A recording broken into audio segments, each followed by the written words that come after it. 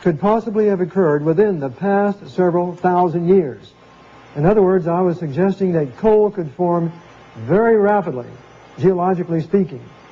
This information has remained unchallenged and unrefuted in the open scientific literature since it was published in 1976. We are therefore entitled to draw some rather firm conclusions about the data.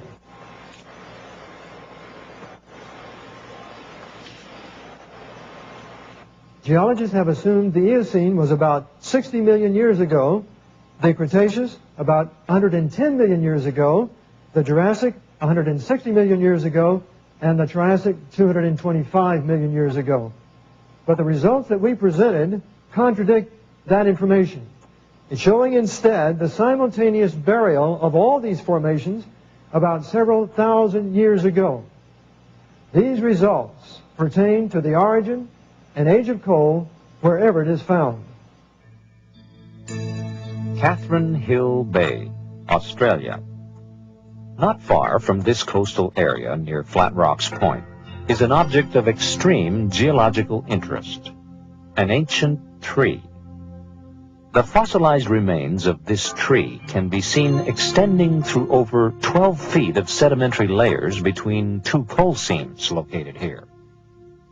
Years ago, when a mining company excavated the layers exposing the tree, the bottom of the tree could be seen extending down to the lower coal seam.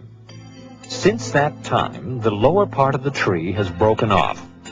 Even now, in its reduced length, the tree extends through layers geologists normally theorize to have taken hundreds of thousands of years to accumulate.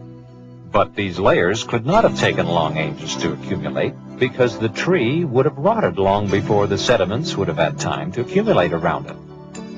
Rather, this tree is mute testimony to its catastrophic burial by at least two sequences of volcanic ash deposits. As the evidence indicates, the tree was probably buried in a series of closely spaced volcanic ash flows, perhaps similar to the catastrophic burial of thousands of trees at Mount St. Helens in Washington State. But if coal did form rapidly, we expect to find places where geologists have encountered extreme difficulties in explaining its origin by slow accumulation of vegetation. So let's take a closer look at the evidence for coal formation as it occurs in the spectacular Powder River Basin in Wyoming and Montana. The Amex Eagle Butte open pit mine near Gillette, Wyoming exposes the vast coal reserves made visible by the strip mining methods used here. The Eagle Butte mine boasts of coal layers or seams with thicknesses ranging up to 120 feet. Eagle Butte mine is part of a much larger coal-rich area known as the Powder River Basin.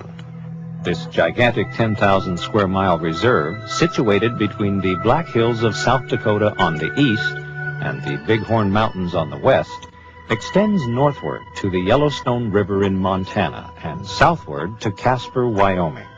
The immensity of the Powder River Basin coal deposits has attracted the attention of geologists for decades. Such interest was documented in the May 1993 issue of Earth magazine. The article, Powder River Coal, Geologic Enigma, Environmental Dilemma, included these statements. Powder River's coal seams run remarkably thick and unsullied by other material. Usually unwanted sediment such as clay washes over a deposit before coal seams can get very thick. But Powder River coal is packed in immense strips, some more than 200 feet thick. These seams stretch vast distances up and down the basin. They're hundreds of miles long. They're 50 miles wide, says James McClurg, a geologist at the University of Wyoming. They're not little pods of an acre or two. They're immense things. McClurg, who studied the basin for more than a decade, says no other place in the world has as many seams 50 feet or more thick. But the Powder River Basin is not only an economic resource. To geologists, it's also an intriguing scientific enigma. Geologists have been studying the basin for more than a century, largely to answer a baffling question. How did the seams get so massive? Or, more precisely, Why weren't the seams diluted by influxes of clay and other impurities before they thickened? As McClure puts it, how on earth did things remain constant enough so that you can get 200 feet of coal? The genesis of any kind of coal demands a precise sequence of events, however. If you don't get all of them, you don't get coal, explains McClure. And to get seams more than 200 feet thick, low in impurities and low in sulfur, is a remarkable achievement. He adds, it would be like blindfolding yourself, spinning around and hitting the center of a dartboard 100 times in a row.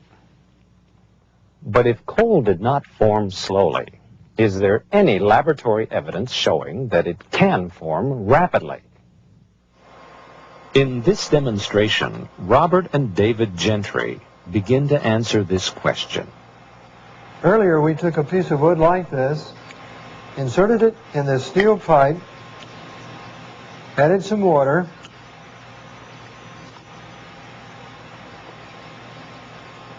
and then sealed it up.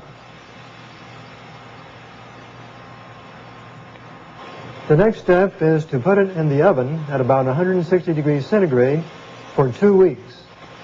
Now we're ready to examine the results of this experiment.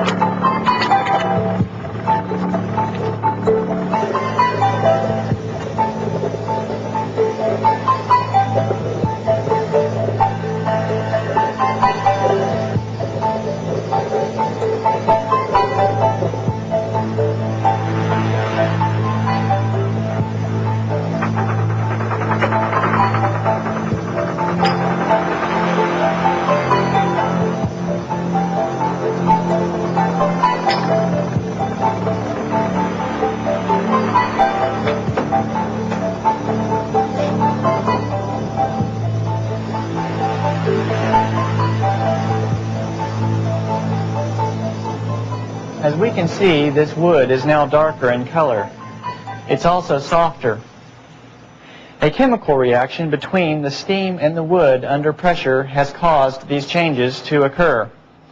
This specimen isn't coal yet, but clearly the process of coalification has begun.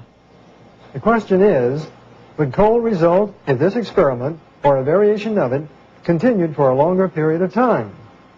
Scientists at Argonne National Laboratory have answered this question in a series of experiments performed in the 1980s. One of the earliest reports about their work appeared in the magazine Chemical and Engineering News in the November 21, 1983 issue.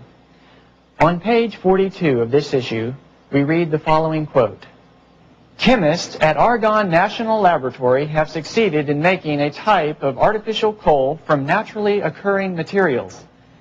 The process is much less severe than formerly thought to be necessary and provides some new insights into coal structure and how to alter it." Later, after their published reports appeared in the science journal Organic Geochemistry, the British science journal Nature reported on the success of their experiments. On page 316 of the journal Nature, March 28, 1985, we read the following: "Winans and his colleagues at Argonne National Laboratory have taken less than 1 year to prepare a thoroughly characterized synthetic coal. The material they produce is indistinguishable from the real thing by all the techniques so far applied to it, and its synthesis raises many interesting questions in coal chemistry." To understand their results, let's first note the basic structure of wood. Two major wood components are cellulose and lignin. The lignin basically acts as a binding agent for the cellulose fibers. Several variations of the argon experiment were run, but the successful formula combined lignin and clay with heat, about 150 degrees Celsius, in the absence of oxygen. Over a period of about 8 months, artificial coal was produced. the rapidity with which coal can form when steam interacts